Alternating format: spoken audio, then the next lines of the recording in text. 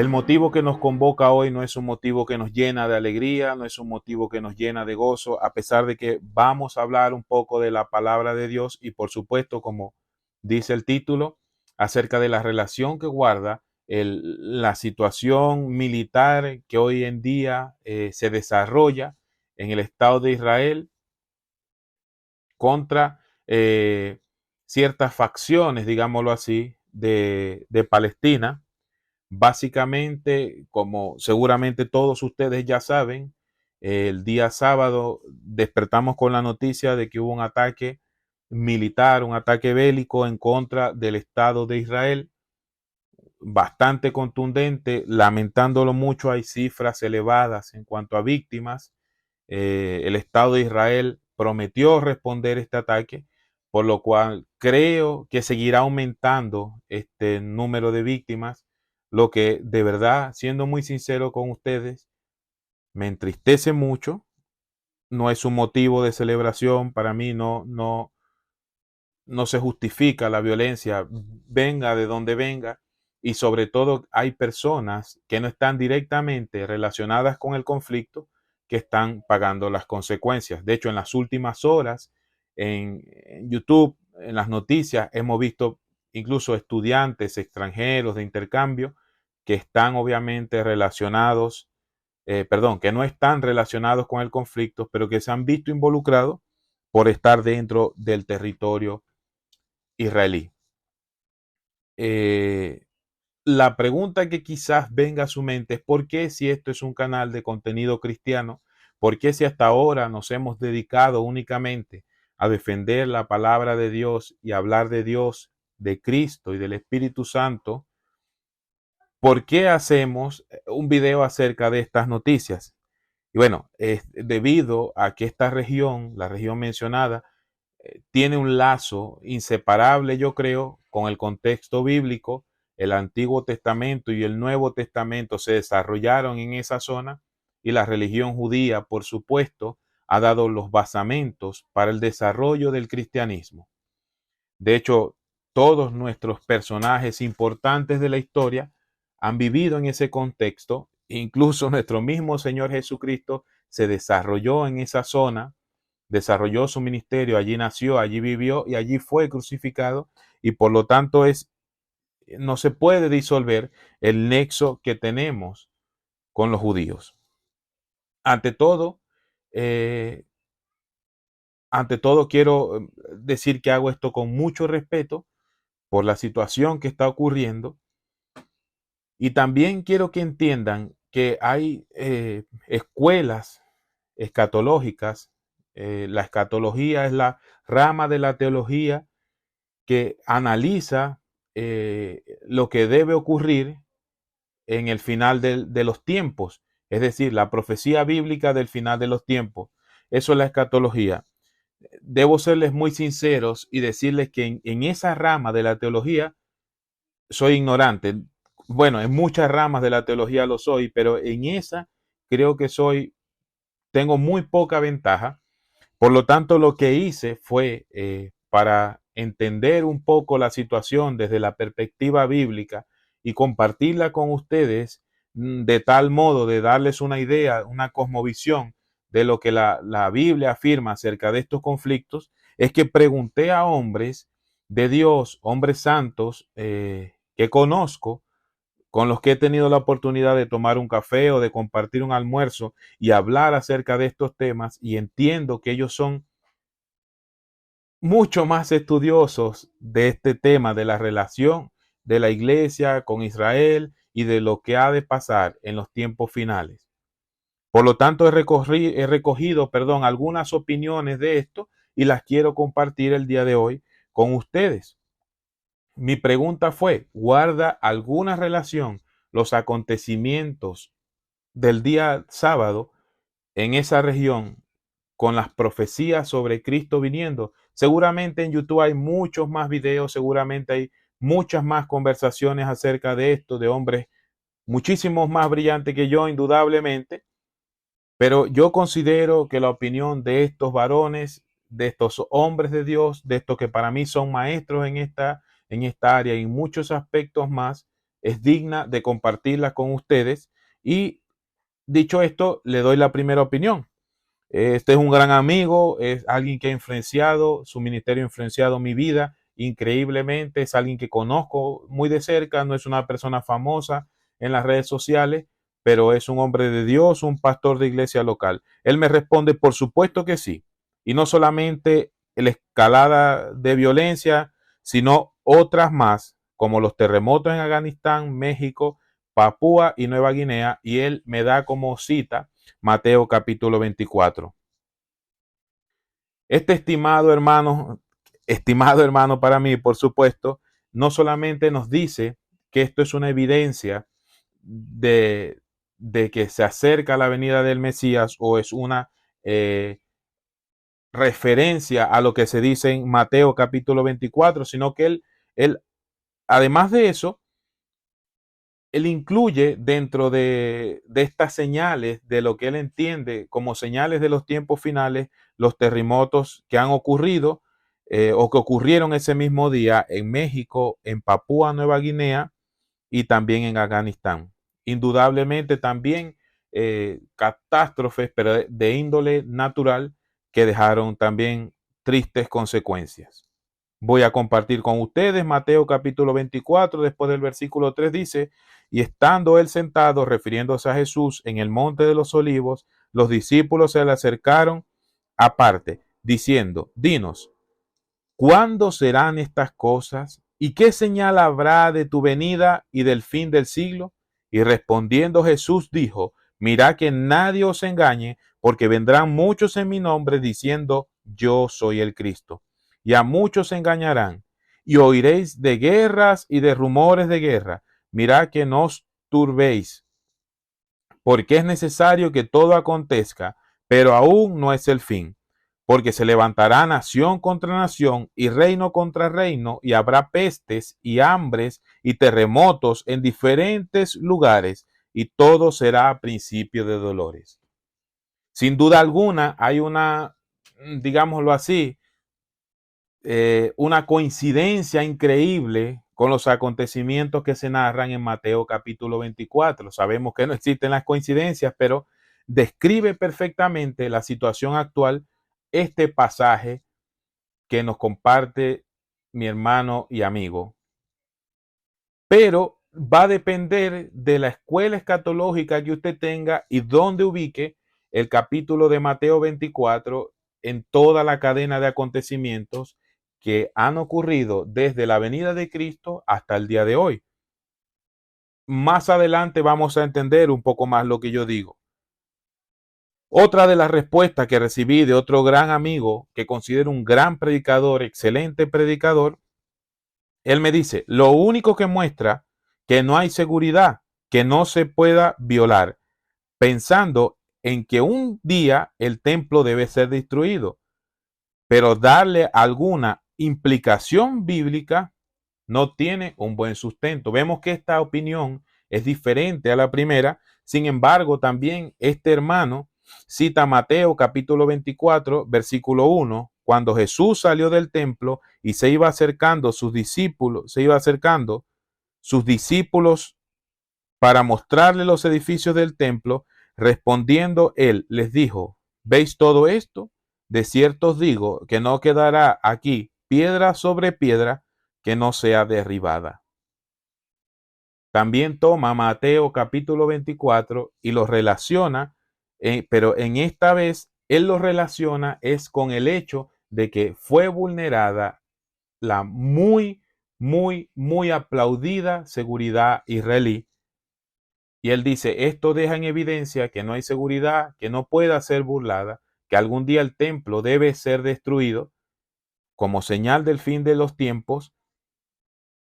Y esto quiere decir que puede ocurrir, que puede llegar a pasar. Obviamente el templo no está construido hoy en día. Sabemos por, por historia y por geografía y también por algunos exámenes y muestras que se han hecho del suelo, que eso está en lo que es la explanada de las mezquitas.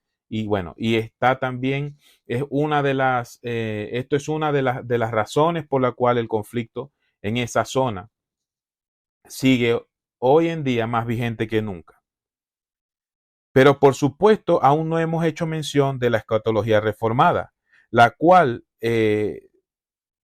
no está solo asociada a la iglesia reformada, sino que hay otras denominaciones que han adoptado la escatología reformada, la escatología de los pactos. ¿Qué quiero decir con estas palabras complicadas? Miren, no solamente la iglesia reformada maneja esa escatología, como tampoco, no solamente eh, los dispensacionalistas en cuanto a la escatología han tomado las doctrinas de la gracia como sus doctrinas de salvación.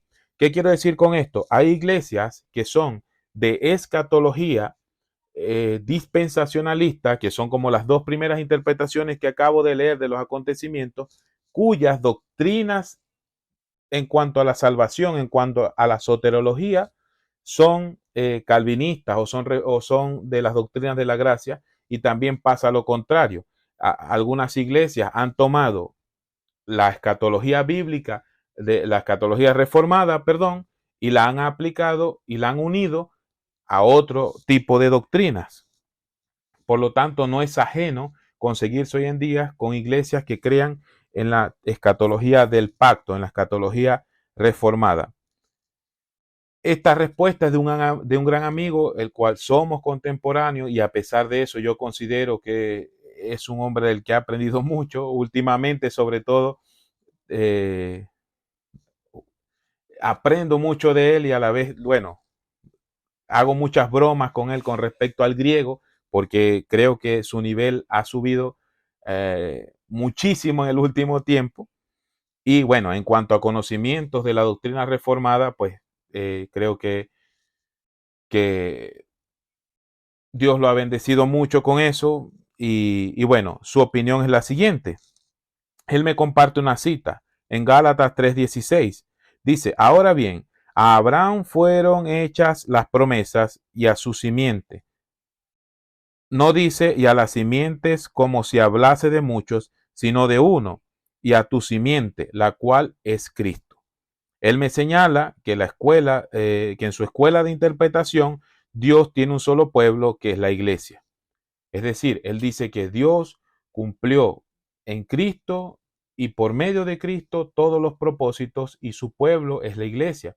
Por lo tanto, la interpretación que él le da a los acontecimientos que ocurren con Israel no tienen nada que ver con el fin de los tiempos. Todo básicamente radica en la relación que entendemos que por medio de la Biblia Dios puede tener con Israel como nación. Y como usted pudo notar, es un enredo bastante grande lograr entender estas doctrinas. Y ahí podrá entender por qué yo no profundizo tanto en ellas, porque sinceramente el tiempo que tengo para el Señor, para el estudio de la Biblia, lo he dedicado a otras, digamos, a otros frentes en cuanto a la teología.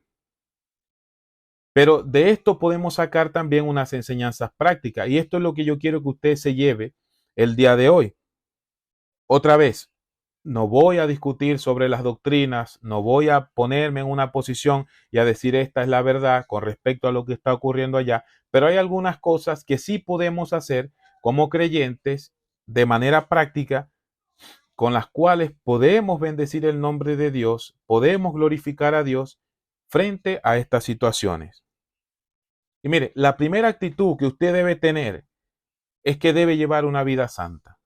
Dice primero a los Corintios 6:19, o ignoráis que vuestro cuerpo es el templo del Espíritu Santo, el cual está en vosotros, el cual tenéis de Dios, y que no sois vuestros. Hermano que me escuchas, vive en santidad, con una vida dedicada a Dios. Mucha gente me ha dicho, hay que prepararse porque Cristo viene pronto. Mi pregunta es, ¿prepararte para qué? Se supone que desde el día que aceptaste a Cristo, te has estado preparando para encontrarte frente a frente con Él. Por lo tanto, si Cristo viniera hoy o en 100 años, no debería haber diferencia en tu conducta, ya que nuestra conducta cristiana, nuestra vida en Cristo, no está determinada por la fecha de venida en Cristo, porque además les digo que la Biblia dice que nadie, absolutamente nadie en el mundo, excepto Dios, conoce esa fecha. Por lo tanto, usted no puede estar pensando en prepararse porque Cristo hoy viene, porque Cristo mañana viene, porque Cristo viene pasado mañana, en 5, en 10 o en 50 años. Usted debe vivir en santidad día tras día tras día, porque hay dos maneras de encontrarse con Dios. Una es que Él venga por nosotros y la otra es que nos mande a llamar. Y ambas son imposibles de conocer la fecha. Hay personas que no son creyentes, que me han preguntado, incluso que me han dicho que desean que se ejecute la venida del Señor. Personas no creyentes me han dicho esto. Yo le digo, ¿de verdad sabes lo que estás pidiendo? Hermanos, Cristo va a venir con juicio. Cristo va a venir a rescatar a su iglesia, pero a la vez va a traer juicio. Y si no has creído en Cristo, lamentándolo mucho, lamento decirte que vas a ir al infierno. Ahora, lo primero que tú debes hacer es creer en Jesús, y si ya lo has hecho, vive en santidad.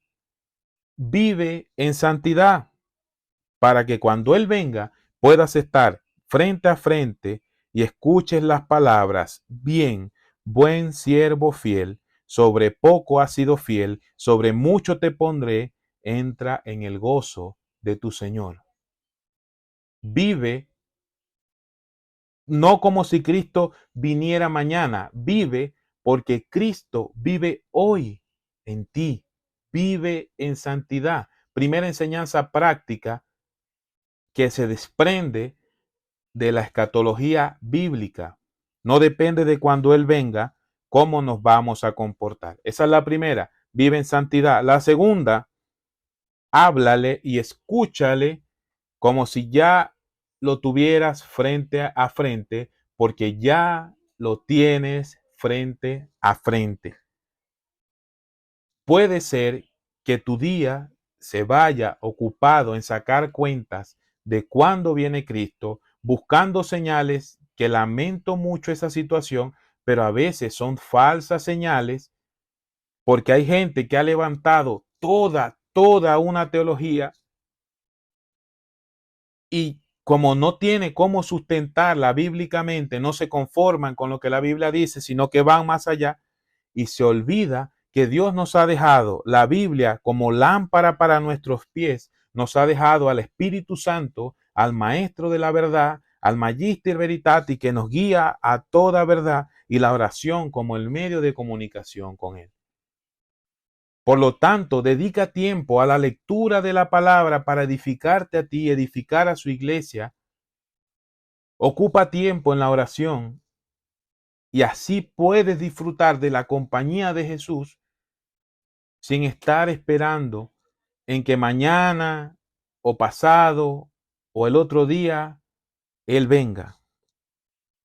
Disfruta de la compañía del Señor porque Él ya está contigo hoy en día. Y el último consejo que te doy, hermano, predica como si ya el rapto hubiera comenzado. Vive en santidad, ten comunión con tu Señor y predica como si el rapto ya hubiera comenzado.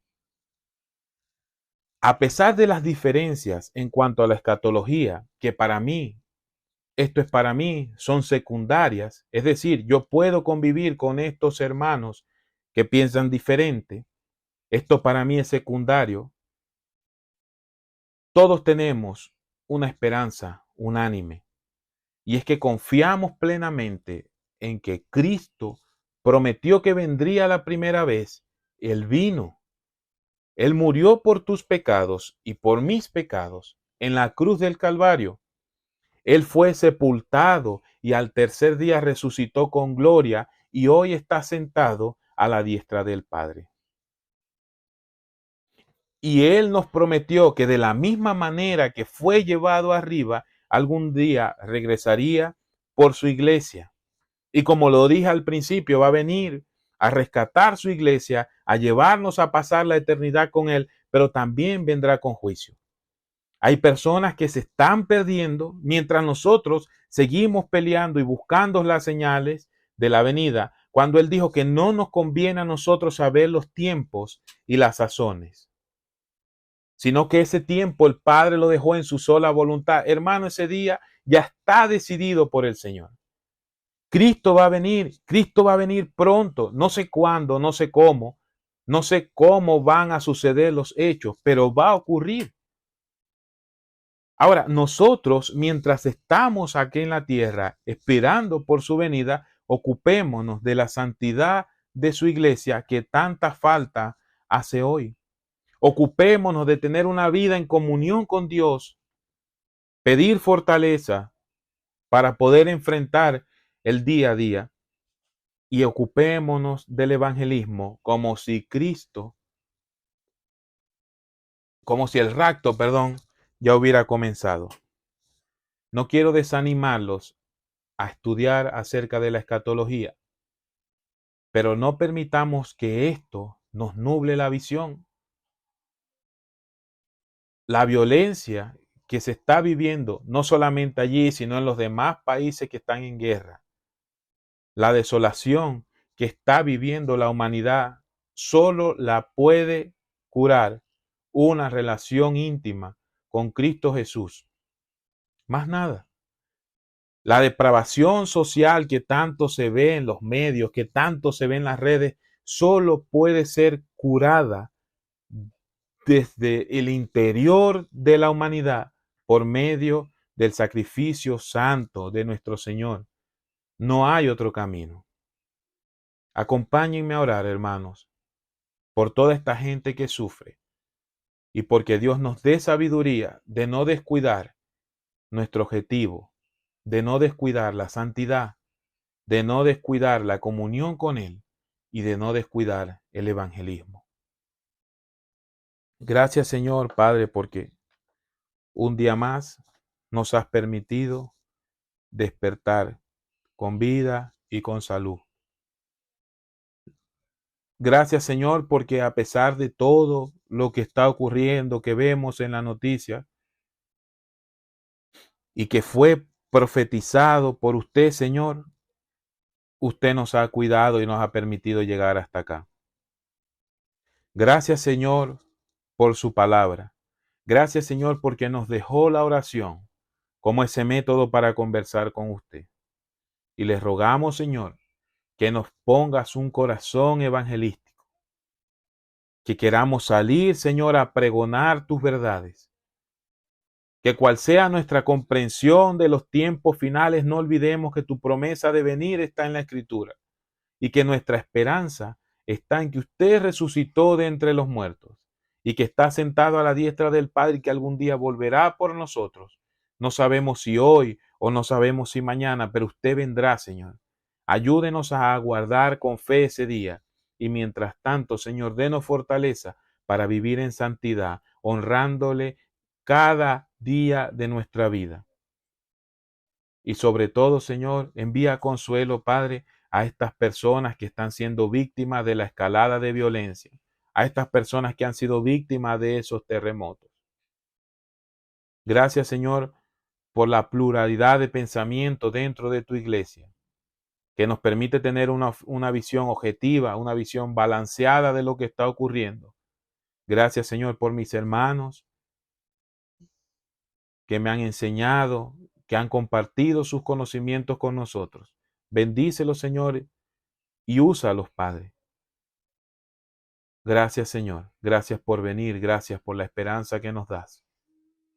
Si hay alguien, Señor, que no conocía acerca de tu evangelio y ha escuchado a través de este video, te ruego por él, Padre, para que toque su corazón y su mente y pueda creer y unirse con nosotros en el día de tu regreso para estar junto a ti eternamente. En el nombre de Jesús. Amén. Gracias, mis hermanos. Espero haber ayudado un poco más que a resolver las dudas, a entender cómo se interpreta desde las diferentes cosmovisiones escatológicas la situación que está ocurriendo en el Oriente Próximo. Nos vemos en otra oportunidad. Un abrazo muy grande. Que Dios los bendiga. Gracias y paz a todos ustedes.